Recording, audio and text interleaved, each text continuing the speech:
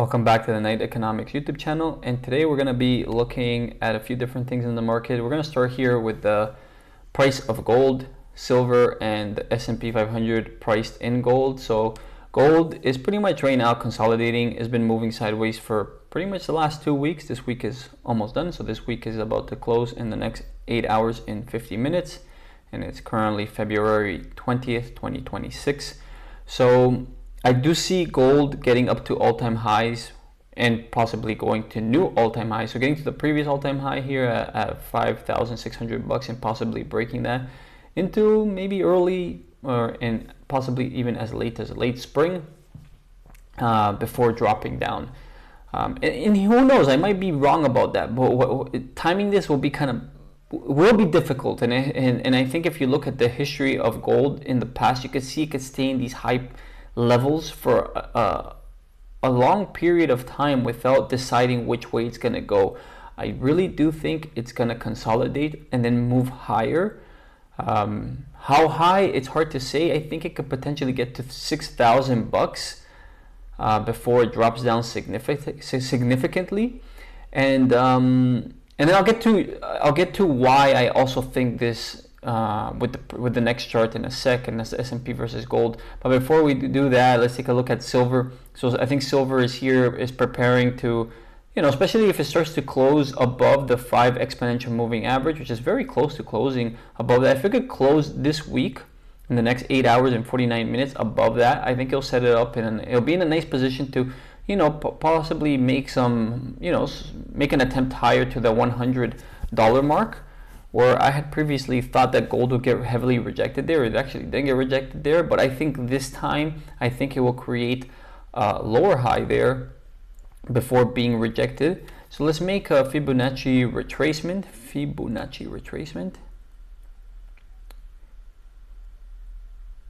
And yeah, so I mean, the 618 is exactly there. It's at the $100 mark. So I could see that would be like a perfect place for a bear trap, and then going lower. This is on a weekly time frame. This isn't going to happen tomorrow. This is going to take several weeks to play out into spring, essentially like around May, June. I think we're going to see this play out, and then I think silver will topple over and go lower, and then consolidate at a lower point for a couple of months, if not a year or two, and then break out to new all-time highs to close this decade, essentially.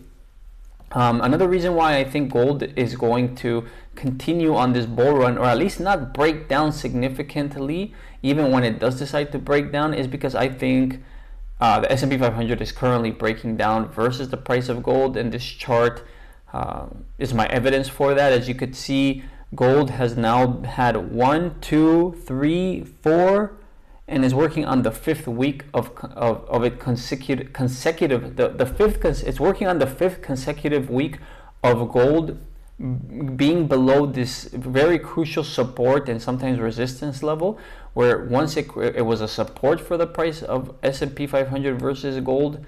It was support, kind of, you could say here as well, here during the Corona dump, and this plays out very slowly, and then you could kind of see it here a little bit, broke down, then it got above it. I mean, if the S&P 500 does not get above it within the next 2-3 months, then I would say that this downtrend of the S&P 500 versus gold is going to continue. And if I was to make a bet right now, I would say it's going to continue. I think that this wick here shows you that the direction that the S&P 500 wants to go to relative to gold, and we haven't seen that since pretty much this time when it started to break to the upside versus gold, and that was around 2013. And yeah, so and as you could see, the S&P 500 can break down versus gold and stay in these lower levels for quite a long time. So you could see here from pretty much 2009 all the way till, when it consistently got above that level was in 2014. So we're talking about like 5 years. So can this happen again? I think it's very possible. I think it's very, very possible that this could happen again. History likes to, what do they say? History doesn't repeat, but it sure does rhyme. So to me, this is bearish. It's been bearish for quite a long time, and I think it's going to continue. Will it consolidate at some point, move sideways, and then continue further down? Yeah, it's very possible. Again, this is a weekly look, and this takes years to play out, but I think we're seeing it play out right now in real time, and we're getting an idea of where the real trajectory of the S&P 500 currently is relative to gold.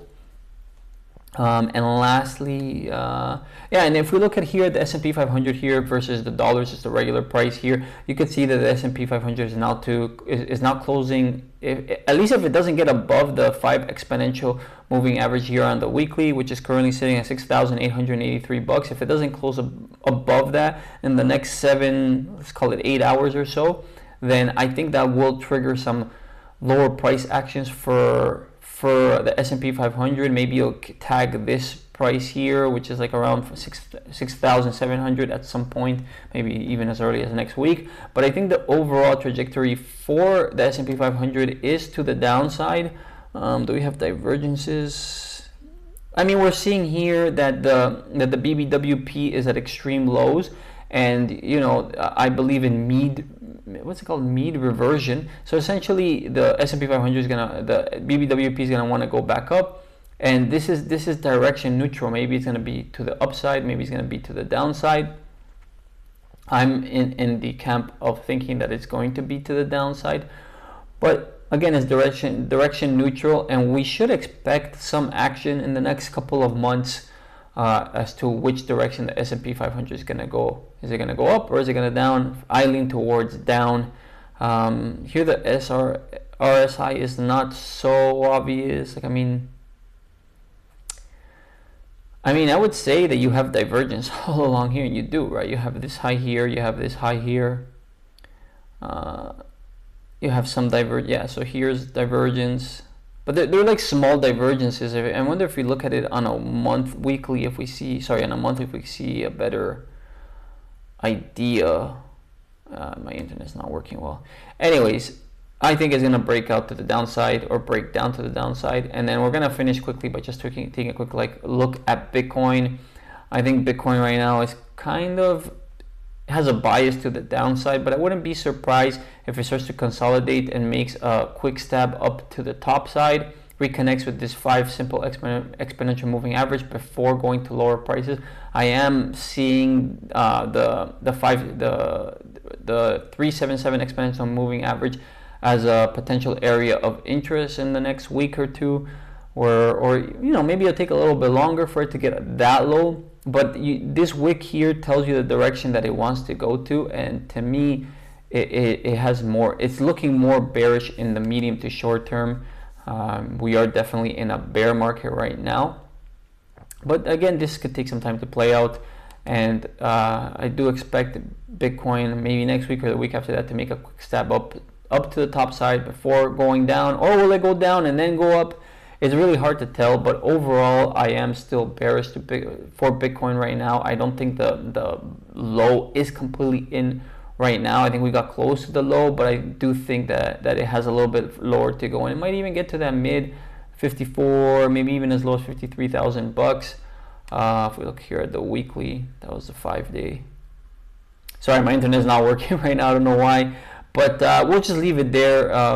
This is a price target that I am kind of eyeballing. First here on the weekly, the 57,000 price mark, then a little bit lower to around like the mid 50s, 55, 53, 54, 54, 53, around that. And I talked about that in yesterday's video, so you could just refer to that video to kind of get a more clear idea of where I think Bitcoin is heading in the next week. In the next week, or even possibly the next month or two. Again, this is not financial advice. I'm not necessarily trying to give you a crystal ball of where exactly it's going to go. There's just areas of interest, and you know, maybe Bitcoin rallies from here and goes to all-time highs. Anything is possible, but I lean towards the probabilities of Bitcoin seeing a little bit more downside in the next couple of months and into July and possibly even October, where we see the grand low or the macro low of Bitcoin before reversing and starting its new bull run into